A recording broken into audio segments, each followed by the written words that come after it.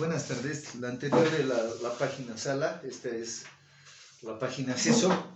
Continuamos con Hegel. Entonces, estábamos hablando de la obra La fenomenología del espíritu, ¿no?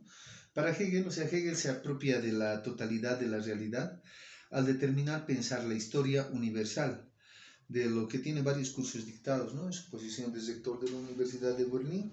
Pero lo importante es, que él nos entrega un sentido lineal de la historia por la lucha de contrarios, con la dialéctica histórica, ¿no es cierto? Entonces, obvio que no puede existir una totalidad histórica, secuencial, solo una historia. Son experimentos temporoespaciales en distintas naciones, países, territorios, grupos sociales, ¿no? Es otra cosa.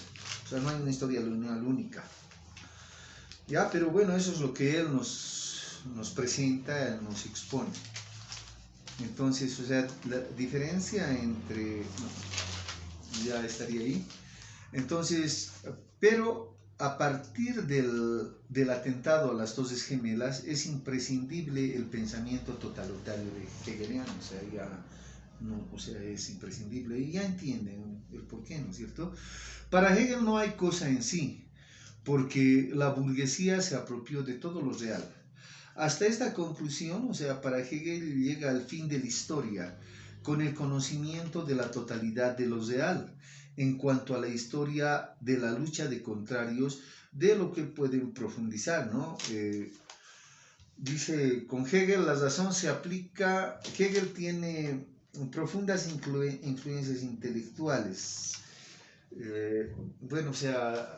de la iglesia luterana, ¿no? Es un punto. Después era rector de la Universidad de Berlín y lo principal era ideólogo de Federico Guillermo de Prusia, monarca que lo sustentaba y le era conveniente llegar a este monarca al fin de la historia en esa posición, ¿no? En la cual estoy seguro también ha sido muy bien remunerado, ¿no? Y podría mentir en favor a sus intereses, pues la historia no se detiene, pero eso es lo que él ha dicho, que ha llegado la historia a su fin.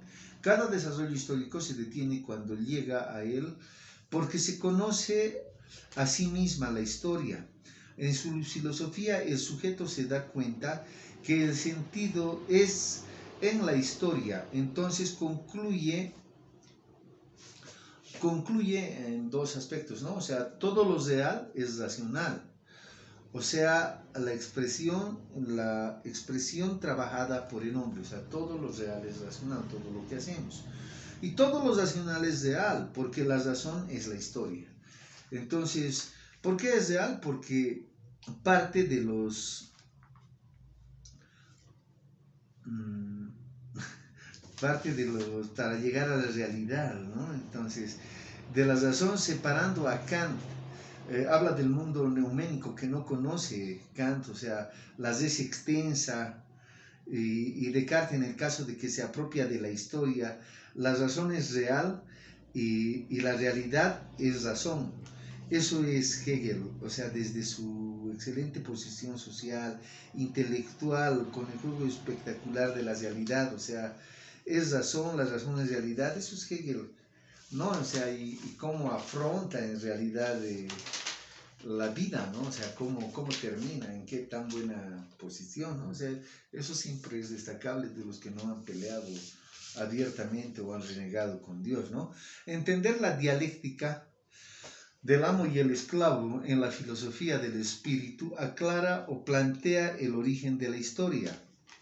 Entonces, comienza cuando se enfrentan dos conciencias deseantes, el deseo humano, el deseo de reconocimiento del otro, someterlo, y el deseo animal es consumible, todo lo que comemos acabamos, ¿no ve? Y Hegel halla que la conciencia es deseo y la saca a la realidad. El animal desea materia, el hombre desea el deseo y el reconocimiento del otro, y se resuelve porque ambos saben que la lucha es a muerte, y se resuelve con el miedo o la muerte de una de las dos conciencias, que se somete por temer a la muerte. En cambio, el que no teme someterse y se transforma en el amo, así nace la cultura, o sea, por la construcción que se realiza entre el esclavo y el amo. Y ya que no satisface su expectativa de reconocimiento una vez que ya es amo, porque tiene reconocimiento del esclavo y el esclavo es indigno de reconocer al amo, o sea, tiene el reconocimiento de nadie, ¿ya? Y se halla en una desota intelectual.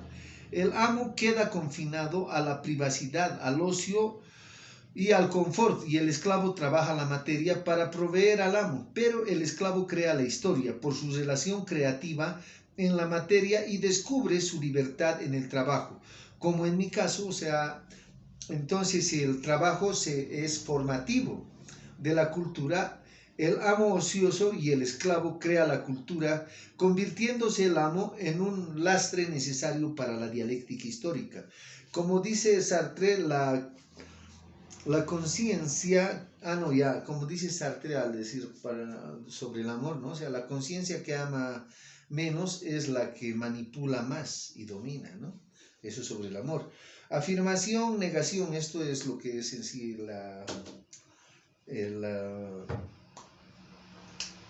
¿cómo se llama? La tesis, ¿no? O sea, la tesis, antítesis y síntesis, la dialéctica histórica, ¿no? Entonces, primero una afirmación, que es la tesis, una negación de la afirmación, que es la antítesis, y una negación de la negación, que es la síntesis, y esta síntesis, a su vez, o sea, se vuelve a transformar en una nueva tesis, ¿no? Y bueno, esto es